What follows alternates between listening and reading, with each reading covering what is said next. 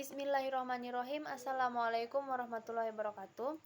Alhamdulillahirabbil alamin. Assalatu wassalamu ala asrofil anbiya'i wal mursalin wa ala alihi wa sahbihi ajmain amma ba'du.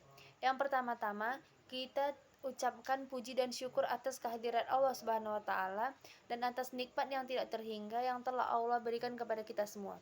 Yang kedua, salawat beriringkan salam tidak lupa kita persembahkan kepada Nabi besar Muhammad sallallahu alaihi wasallam. Allahumma sholli ala sayidina Muhammad. Yang ketiga, terima kasih kepada Bapak Rahmat Hidayat LCMA selaku dosen pengampu fikih muamalah yang telah memberikan saya kesempatan untuk menjelaskan materi pembelajaran yang berjudul Hukum-Hukum Ijarah. Baik, perkenalkan, nama saya Sofa Edinin Tabruginting, NIM 0203202037. Baik, saya akan memulai menjelaskan materi tentang hukum-hukum ijarah. Definisi ijarah. Al-ijaratu fil lughati mustaqatu minal ajri wa huwal iwad. Ijarah menurut bahasa adalah upah yang berarti pengganti atau kompensasi. Amma fi syar'i fal ijaratu hiya aqdun ala manfaati bi iwadin. Sedangkan menurut istilah, ijarah adalah akad atas manfaat dengan pengganti atau kompensasi. Macam-macam ijarah berdasarkan jenis manfaat ada dua macam. Yang pertama, ijarah untuk manfaat benda atau barang disebut penyewaan barang. Misalnya penyewaan mobil atau rental, penyewaan rumah, penyewaan AC, penyewaan komputer dan lain-lain. Ijarah yang kedua, ijarah menurut perbuatan. Misalnya misalnya jasa dokter, jasa arsitek, jasa bimbingan belajar dan lain-lainnya. Hukum ijarah. Hukum ijarah jaiz atau mubah. Dalilnya terdapat dalam Quran surah Az-Zukhruf ayat 32 yang berbunyi, A'udzubillahi minasyaitonirrajim. Bismillahirrahmanirrahim.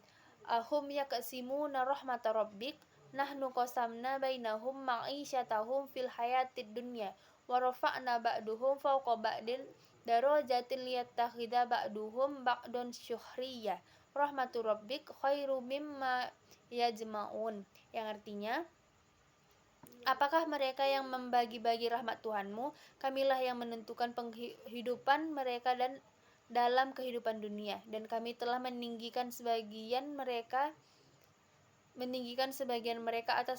atas sebagian yang lain beberapa derajat agar sebagian mereka dapat memanfaatkan sebagian yang lain, dan rahmat Tuhanmu lebih baik dari apa yang mereka kumpulkan. Quran surah Az-Zukhruf ayat 32. Dalil yang terdapat di sunnah atau hadis yang berbunyi, An Aisyah radhiyallahu anha wa ista'zaron nabiyyu sallallahu alaihi wasallam wa Abu Bakrin rajulan min bani Dili summa min bani Abdi bin Adiyin hadiyan khariyatan khair ma khiru bi hidayati liyadulluhuma ala tariqi wa dzalika inda ma adana lahuma fil hijrah. Artinya, diriwayatkan dari Aisyah radhiyallahu anha, Rasulullah sallallahu alaihi wasallam dan Abu Bakar pernah mempekerjakan seorang laki-laki dari Bani Adil, kemudian dari Bani Abdi bin Adi sebagai penunjuk jalan, yaitu saat keduanya hijrah. Hadis riwayat Bukhari. 4. Rukun-rukun ijarah. Yang pertama, al-aqidaini atau kedua pihak yang berakad, yaitu yang menyewa atau musta'ir dan disewa atau dipekerjakan, muajir atau ajir. Yang kedua, al-ma'qud alaihi atau objek akad, yaitu manfaat dan upah. Yang ketiga, syighah, yaitu apa saja yang menunjukkan ijab dan qabul, perkataan ataupun perbuatan. Syarat-syarat ijarah. Yang pertama, syaratnya pada rukun pertama al-aqidaini, yaitu kedua pihak wajib, satu berakal, yang kedua mumayyiz, yang ketiga ikhtiar atau tidak dipaksa.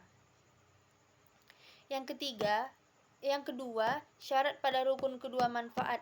Manfaatnya harus mubah. Manfaatnya harus maklum atau diketahui dengan jelas. Manfaatnya harus dapat diserah terimakan atau taslim. Manfaatnya juga tidak boleh menghilangkan zat sumber manfaat. Yang kelima, manfaatnya harus mempunyai nilai atau mutakawan. Yang keenam, manfaatnya harus dapat dinikmati oleh yang menyewa atau mustajir. 3. Syarat upah ada 6. Yang pertama berupa harta atau mal yang mubah. Yang kedua berupa harta suci atau takhir. Hartanya harus suci atau bersih.